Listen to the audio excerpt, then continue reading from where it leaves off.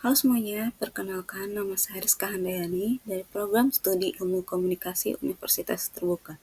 Di sini saya dalam rangka memenuhi tugas mata kuliah logika saya yang akan memaparkan mengenai term dan logical fallacy.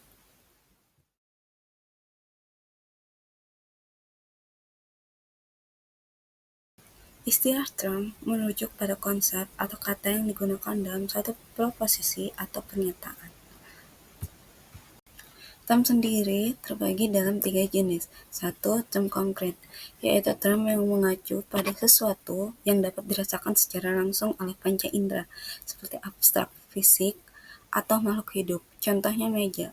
Dalam pernyataan, meja itu berwarna coklat adalah term konkret karena meja merupakan benda fisik yang dapat disentuh dan dapat dilihat. Kedua, term abstrak. Term abstrak menyangkut konsep atau gagasan yang tidak dapat dirasakan secara langsung oleh panca indera. Biasanya, istilah ini berkaitan dengan perasaan, keadaan, atau ide. Contohnya keadilan. Dalam pernyataan, keadilan harus ditegakkan dalam setiap keputusan. Adalah term abstrak karena keadilan adalah konsep yang tidak memiliki bentuk fisik, tetapi memiliki makna yang mendalam. Ketiga, term universal atau term umum, yaitu term yang menunjukkan satu kelompok kategori mencakup banyak individu atau objek. Biasanya digunakan untuk menjelaskan sesuatu dalam skala umum. Contoh, manusia adalah makhluk sosial. Pernyataan tersebut termasuk dalam term universal karena istilah tersebut mencakup semua individu manusia tanpa merujuk pada satu orang tertentu. Selanjutnya, logical fallacy atau sesat pikir.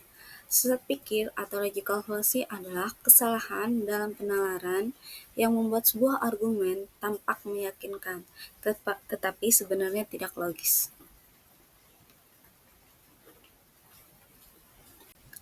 Sesat pikir sendiri terbagi dalam 3 jenis. Pertama, ad hominem. Sesat pikir ini terjadi ketika seseorang menyerang karakter atau pribadi lawan debat daripada membantah argumen yang disampaikan. Contoh, kamu tidak tahu apa-apa tentang politik karena kamu bukan seorang profesor. Padahal, seseorang tidak perlu menjadi profesor untuk memiliki pendapat yang valid tentang politik. Selanjutnya, strawman. Dalam sesat pikir ini, seseorang mengubah atau melebihkan argumen lawan agar lebih mudah dibantah. Contoh, si A mengatakan kita perlu mengurangi pengeluaran militer. B membantah dengan jawaban, jadi kamu ingin negara ini benar-benar tidak memiliki pertahanan sama sekali.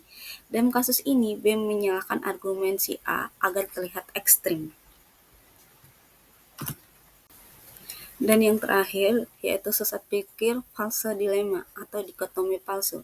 Sesat pikir ini muncul ketika suatu argumen hanya menawarkan dua pilihan ekstrim, padahal masih ada alternatif lain yang bisa dipertimbangkan.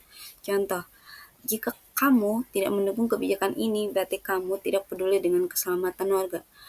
Dalam kalimat tersebut, terdengar terlalu ekstrem, padahal seseorang bisa menolak kebijakan tersebut tetapi tetap peduli terhadap keselamatan warga dengan cara lain.